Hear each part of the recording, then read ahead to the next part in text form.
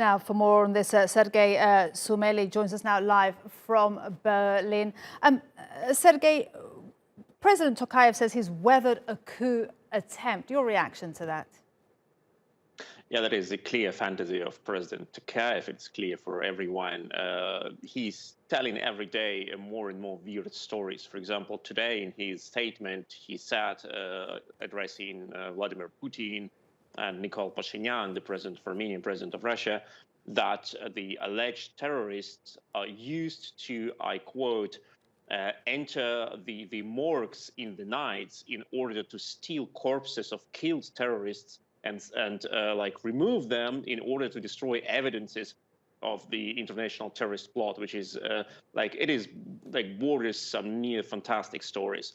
So everyone understands there was no international coup, there were no terrorists, but President Tokayev could not find any support in his own military and in his own police, and that's why he had traded out the sovereignty of his own country in order to get military support from Moscow. And practically he sold the sovereignty of Kazakhstan to Putin in order to become Putin's marionette. And now his position is even more weak than they used to be before.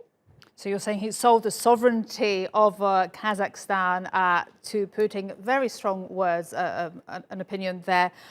Sergei, so what does that mean now for the sovereignty, for the future of Kazakhstan?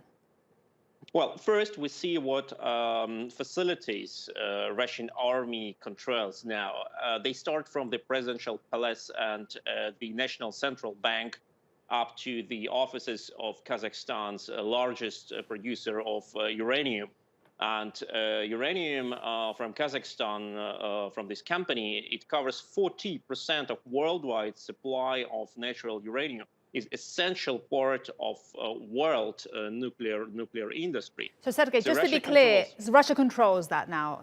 That's exactly. Russia physically controls offices of this company, and Russia physically controls National Central Bank of Kazakhstan. Russia physically controls a lot of institutions, television, like news agencies, etc. in Kazakhstan. And 40% of the world's uranium. That is the company, the Kazakh company, which produces 40% of natural uranium supply worldwide, and the headquarters of this company is now in physical control by Russian forces. I don't know what they will do with that, but that is where Russians come. Okay. And and like further, we see that in Russia, the deputies of Russian parliament, Russian politicians, head of Russian propaganda agency, Russia Today, Margarita Simonyan, clearly say that Russia needs an export of Kazakhstan. So it sounds for me pretty weird when President Tokayev says we need to protect sovereignty of our country and calls the army, whose representatives say very openly we need to annex part of Kazakh territory. Sergei, if I can ask you, that getting information out of Kazakhstan over the past week has been very challenging.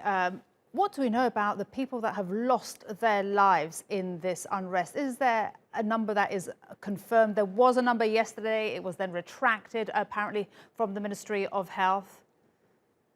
Exactly, you're right. There was an official number, over 100 people who lost their lives, and then within several hours, this number had been revoked from the official web pages.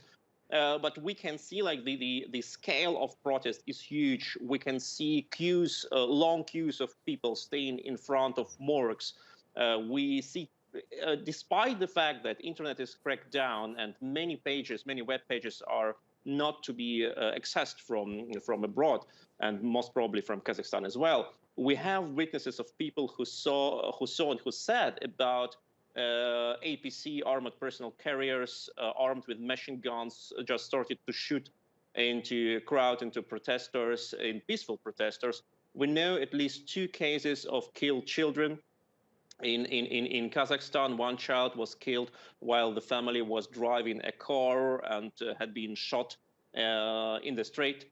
We know about cases of tortures, and we know about a lot of fakes from the government side. For example, a famous Kyrgyz jazz musician who played a concert in Almaty was detained in Kazakhstan by the police, tortured, heavily beaten, and with completely bloody face was presented on TV and forced to say that he was a Kyrgyz unemployed person who was paid $200 in order to come to Almaty and to take part at violent protest, which was clearly a fake. The guy was a world-famous jazz musician, was just arrested in the street.